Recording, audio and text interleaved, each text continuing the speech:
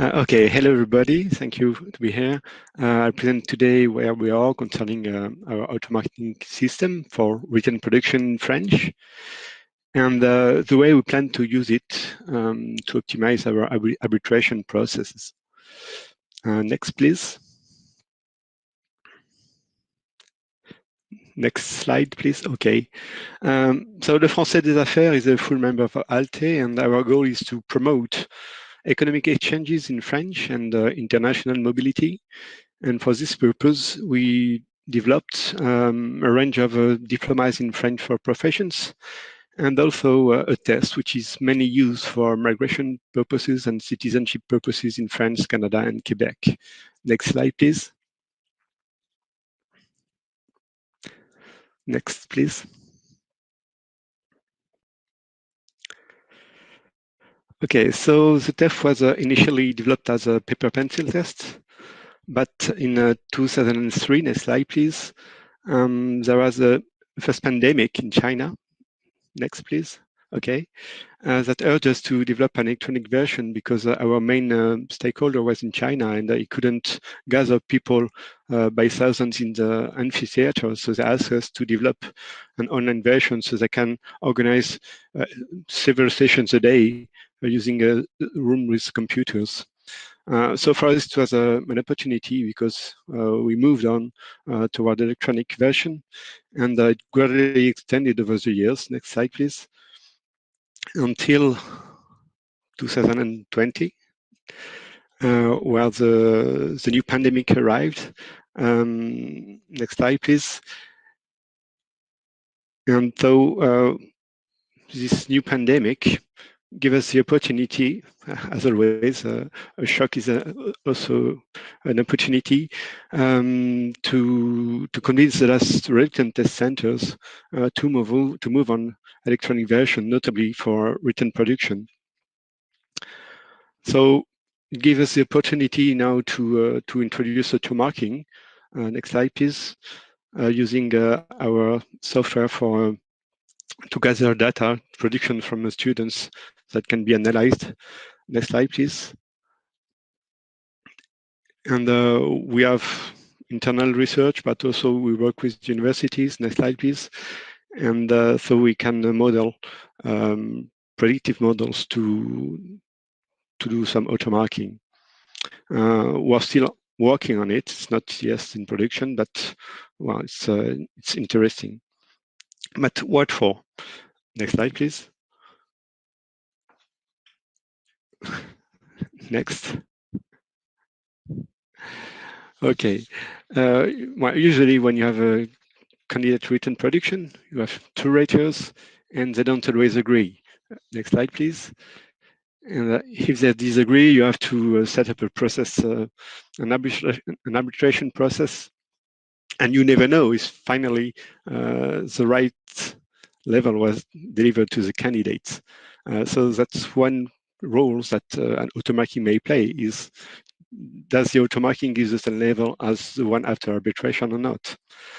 But also when raters agree, next slide please, you're not sure that they agree on the right level.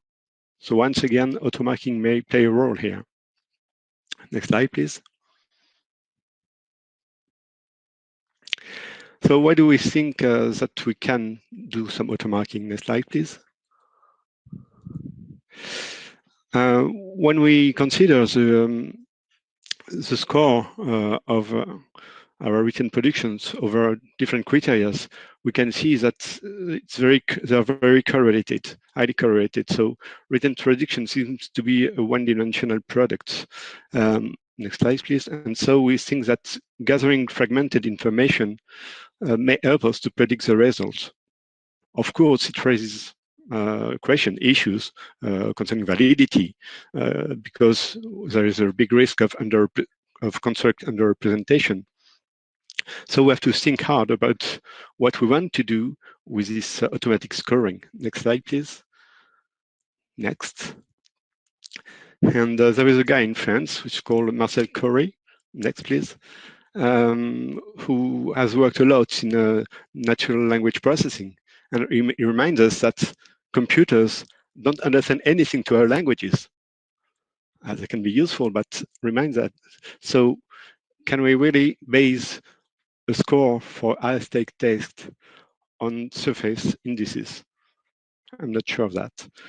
So we have to be cautious about the use we make of automarking.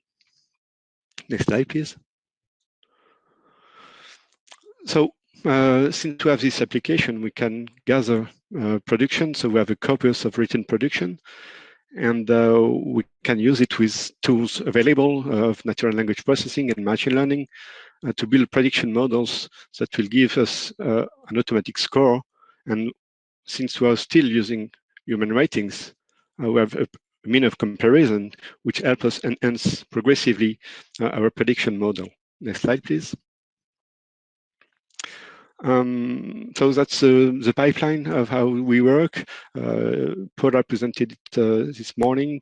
What's interesting here is UDPipe, one of the main tool is a parser, and this parser exists in 65 languages. So provided that you have some data, and we have thousands, we need thousands of data, not millions, because not the same model as in Cambridge.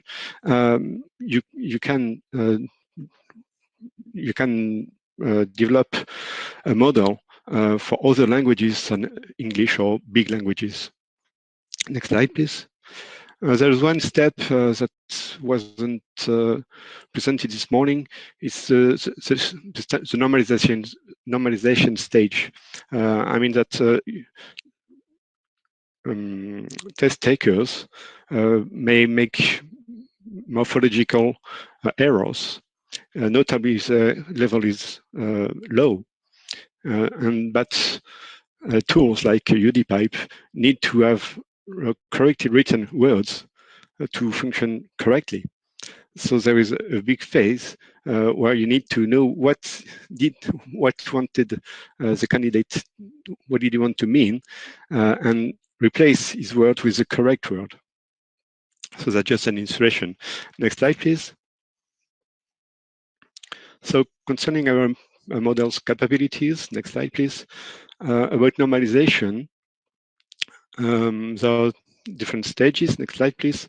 But what is important is that we can predict over 100 misspelled words, and sometimes are very, very difficult to understand even for a human. We can get the right word 65 times about sent about 100. Sorry. Next slide, please.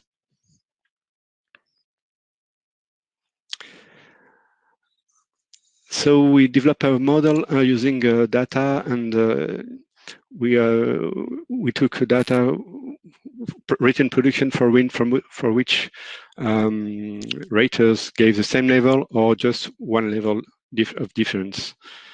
And so our model finds the mean level in 76% of the cases, and in 100% of the cases, it's the same level or an adjacent level. So it starts to be interesting, notably if you use it for moderate stake situations, for example, as a preparation tool, if you can give feedback to the candidate about his mistakes and the things he did well. But also maybe for automarking pretest, if you are just interested to know the difference of difficulty between two subjects. But what we expect is to use it for monitoring, maybe not, but at least for arbitration in case of discrepancies. So that's what we studied here. Next slide, please. And next.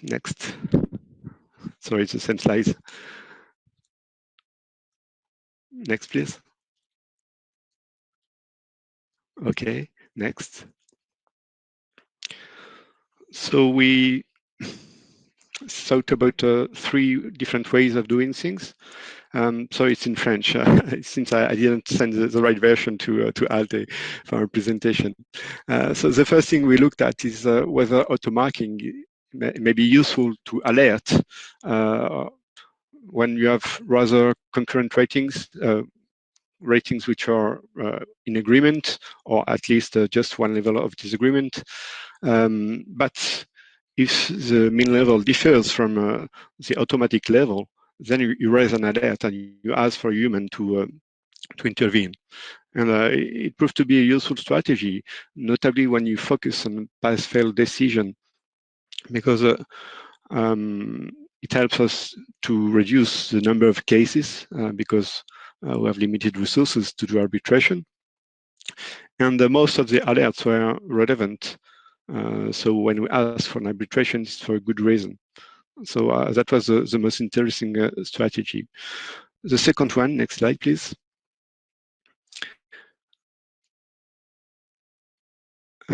Okay, it consists in using automarking to decide if the two raters is the level of the mean level of the two raters corresponds to the level of the automarking, then you validate it. If there is a difference, then you look at each individual level, and if there is one rater who gets the same level as the automarking, then you say, okay, so I will give the result of this rater, and if everything is different, then you call a human human person to do the arbitration. So it's more, it saves time because there is less arbitration, but it didn't prove to be as useful as the first system. And you have more errors, notably concerning difference of levels. And the last strategy, next slide, please, is to use the automarking and to say, okay, which of the two raters is the closest to the automarking, and then to give this rater more weight on the final rating. You give him more importance, and you use this final rating. With this strategy, there is no human arbitration. But when you look at the errors, because we use the sample with arbitration, you can see that the arbitration often is not the same, doesn't give the same result as the result from this strategy. So finally, what seems to work the best for us at this stage is to use automarking just as an alert. And notably when there is a different pass-fail decision which is taken by the automarker and by the two raters. So then we call for human arbitration, which is relevant and not so there is not too much burden on the arbitrators. Next slide, please, and this is the last one, just a photo. Okay, so there is still some mist, but we can see where we will land with our product. Thank you, and I have time for question, I hope.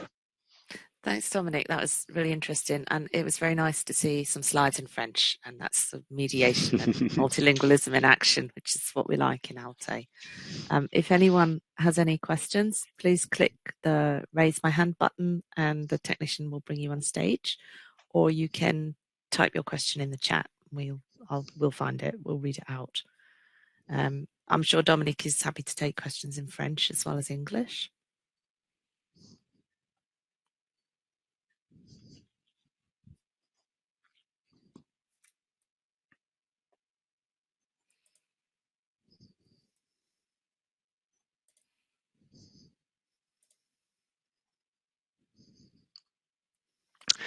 Yes, there is a question. How do you find this compare with using multifaceted rash analysis to adjust scores for rater severity?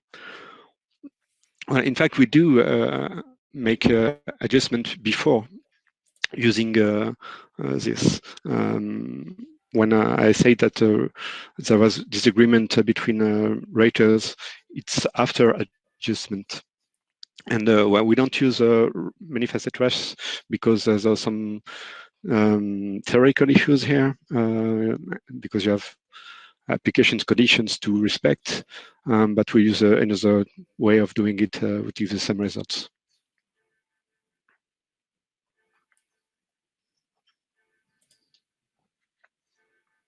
Okay, thanks for that question. Any other questions? Anyone who'd like to raise their hand?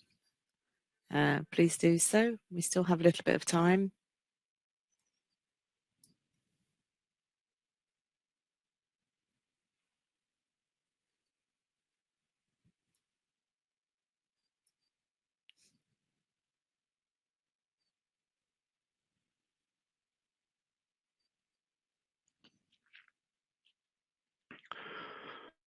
What is the percentage of arbitrations found so far?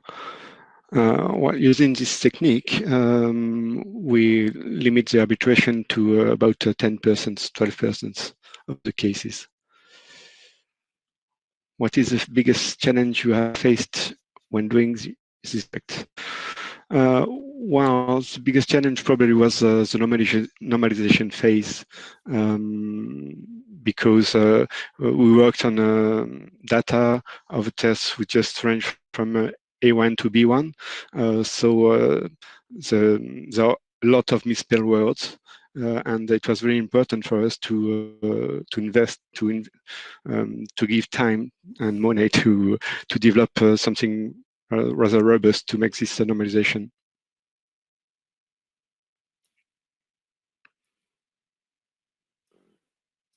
Any other questions? You can type them in the chat directly to Dominique, or you can raise your hand. We still have a couple of minutes left.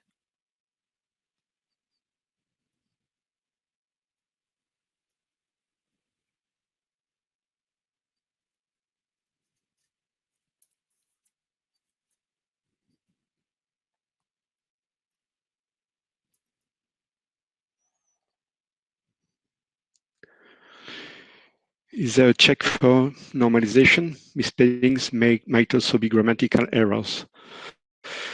Yes, but we just when we do the normalization, we count the number of errors made by the candidate. So that's one of the features that we use, the numerous features. There is a check afterward, so that each word which is corrected is listed in a historic, and we check at the historic to see the new words and to improve our normalization tool.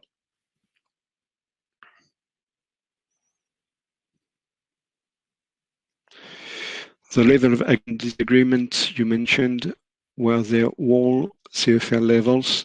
No, just A1 to B1.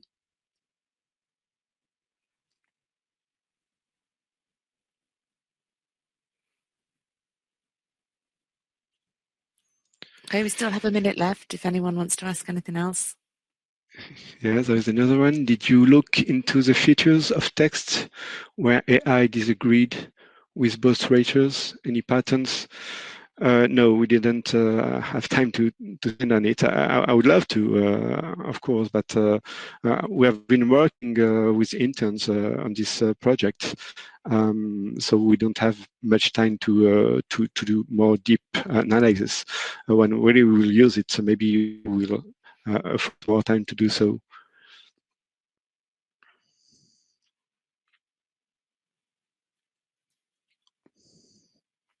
What about assessing the quality of the ideas using these technologies? That's one of the problems. I mean, you can identify if the candidate use words which were in on the topic or not. Did they use word which where they give the opinion, things like that. But the quality of ideas is not so easy to evaluate automatically. I have no idea now how to do that. That's why I mentioned the fact that we don't want to use it to give a score. Because we know that we have an underrepresentation of the construct. But it can be useful to raise alerts so that we don't deliver unfair scores. Okay, that's great, Dominique. Thanks for a really stimulating presentation. If people still have questions, I'm sure you can catch Dominique outside, in a break or at some point during the rest of the symposium. And he's always very helpful and very knowledgeable and a good person to chat to if you have any questions. So thank you very much, Dominique.